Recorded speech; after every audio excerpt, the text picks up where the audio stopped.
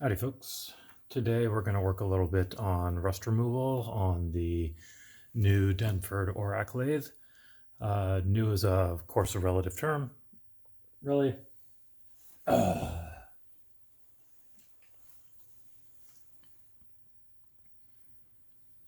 folks. Today we're going to work on some rust removal on the new ORAC lathe.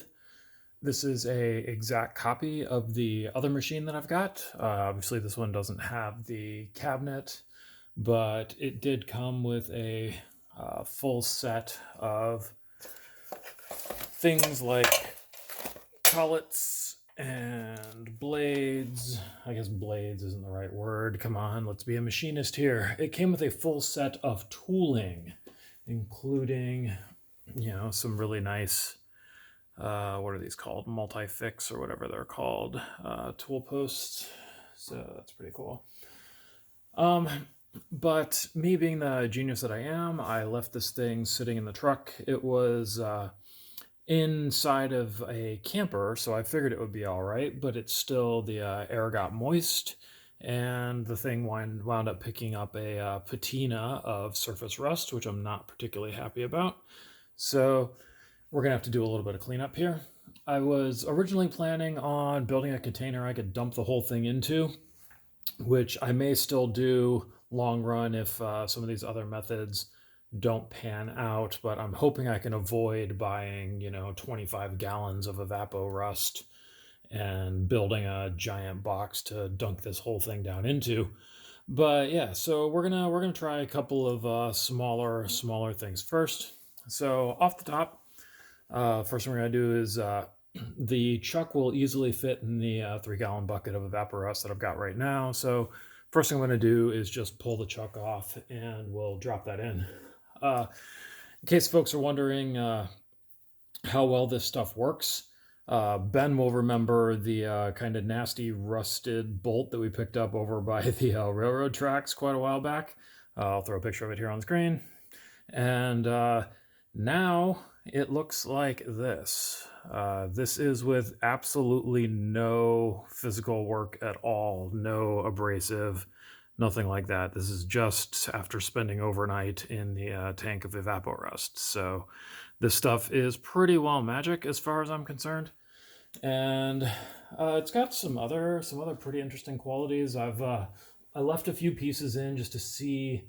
I heard from various folks that it would that you could blue metals with it, and that the harder a piece of metal is, the more it blues.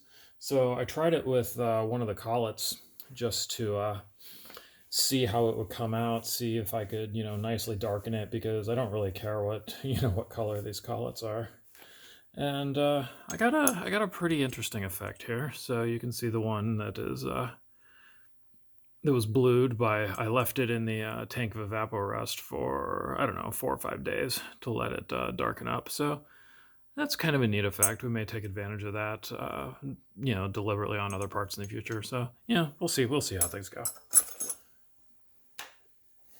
But for the moment, let's get to pulling the truck off. So on this guy, you can see it's got a set screw right up here on the top, which I've already loosened up. And then this guy's held on with a set of nuts back here that you can kind of see. So we're gonna go ahead and pop these guys off. A little surprised that these are already loose. It's not a bad thing, but a little surprising. So let's see, is this, nope, not loose enough to move by hand. In here, there we go.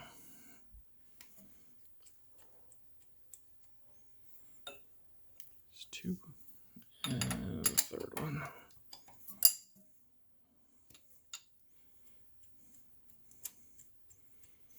All right, then should be able to move this guy here. There we go.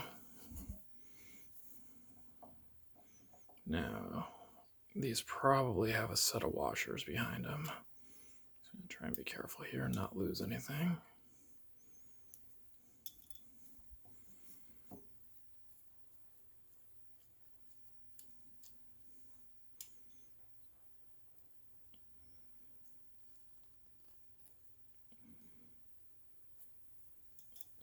2.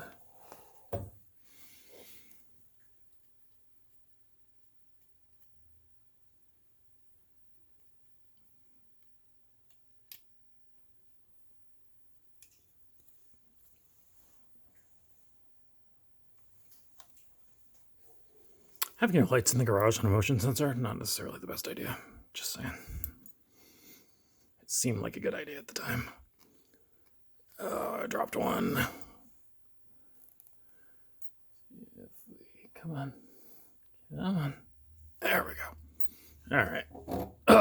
It's almost like I've done that before. To be fair, I haven't done it on this machine, but I have pulled the chuck off of the other one. When I first got the other machine, it didn't have a chuck, so I had to pick one up and go through the installation procedure there. So definitely been through that before. So yeah, you can see this guy's got a patina of rust on it, which we're not real happy about, but it should come up perfectly clean because this has only been there for, a couple of months. It's not going to have done a lot of damage in that much time to this much steel. And plus, this machine will only be used for wood in the future anyway. So having the ultimate of ultimate precision of a chuck that's never been dipped in rust remover is not particularly required. So let's see if we can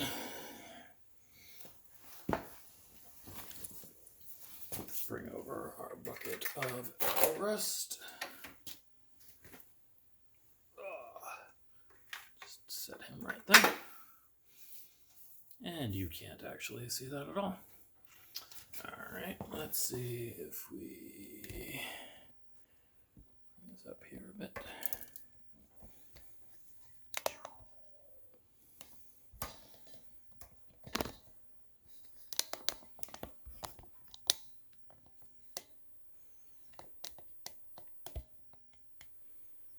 All right, so there's our tank of Evaporust.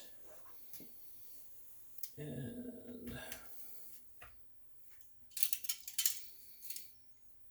let's see what we can do to drop this in there without really damaging ourselves here. Evaporust is mostly non-toxic, but I'm still not completely trusting anything that can eat the rust off of eat the rust off of a piece of steel. So yeah, I don't know if you can see there, we got a bunch of bubbles coming out of this guy. Let it fill up on the inside with the Evaporust. And we are going to have to re-lube this thing after this whole experience here. So we'll roll him around a bit to make sure we can get all the air out.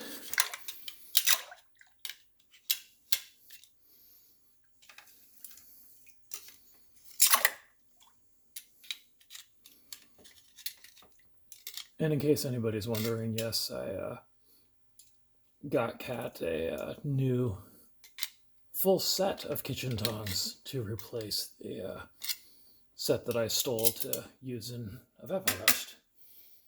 So everyone's a winner. So we will leave that in there for a little while.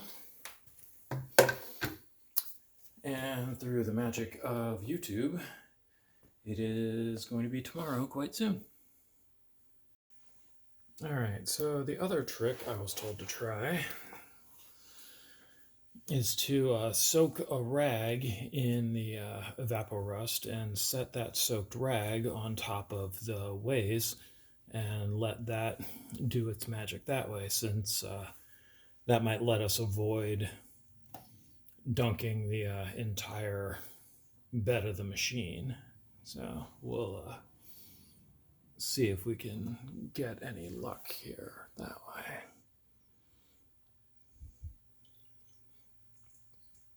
So I'm totally cool with doing this in phases. So we're just gonna I just soaked one little piece right there, and we're just gonna set that right there.